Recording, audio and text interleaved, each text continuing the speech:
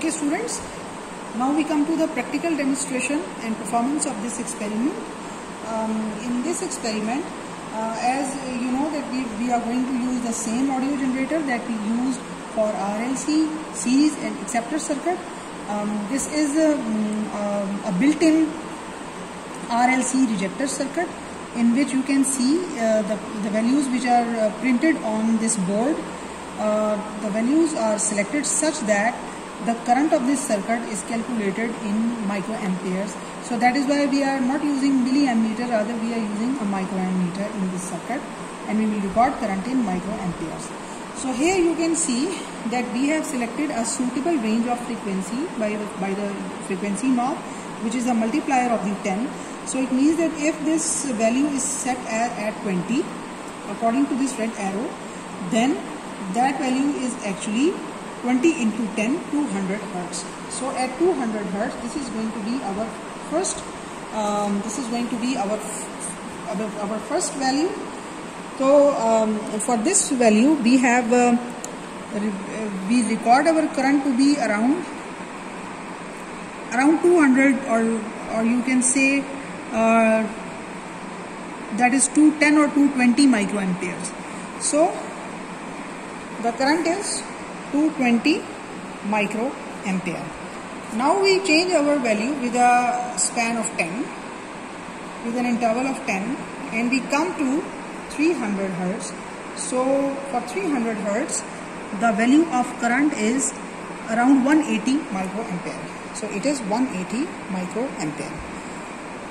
So we keep on increasing the frequency values, and we keep on measuring the current values accordingly. So now this value is 140 for 400 hertz. This value is around 114 microampere. So we will keep on increasing until our resonance frequency will be achieved, and we have a minimum value of current on that value. Now it is 110 microampere approximately, and the frequency is 500 hertz. We further increase our frequency value, and we still see that current is decreasing. So it comes to the frequency is 600 hertz, and the current is approximately 90 microampere. Now we take it to 700 hertz, and for 700 hertz, the current becomes 75 microampere. Now for 800, it becomes 60 microampere. For 800 hertz, it becomes 60 microampere. It is still decreasing. For 900 hertz, it is 50.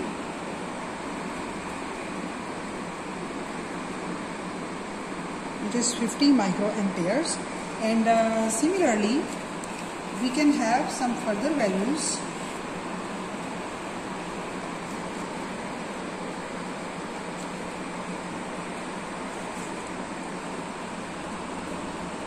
That is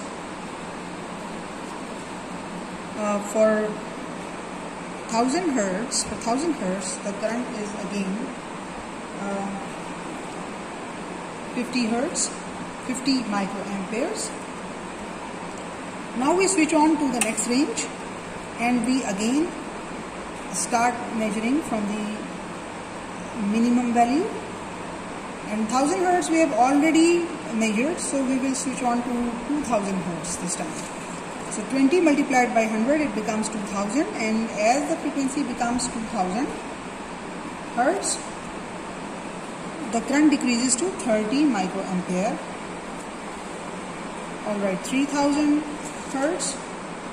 For 3000 hertz input frequency, the current have increased now, you can see that.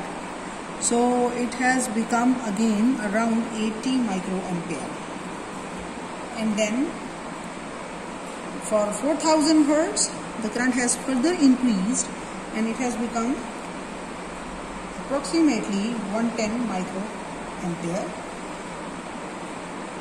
For 5000 hertz, input frequency, the measured value of current is approximately 130 30 microampere. For 600 hertz it becomes 6000 hertz, it becomes 150 microampere. So we have to take care of our observations such that we should measure as much as values beyond our resonance frequency as much as we have measured earlier on before our resonance frequency was achieved. So as you can see that we have almost obtained 9, 10, 11 values before our resonance frequency, or 12 values before our resonance frequency was achieved. So we should make sure that we keep on measuring the values, and we should have same number of values after our resonance frequency is achieved, so that we can have a uniform shaped curve, as you can see over here, which is also printed on this board. One more thing that I need to correct from my previous video where I was explaining its working. Here the RMS value will be interpreted in terms of I minimum, not I maximum. Please correct it. So it means that when the value will be 70% of the total, but it would have increased up to 70% from minimum value. So it will be exactly the reciprocal of I maximum, and it would be IRMS in this case can be under root 2 times I minimum.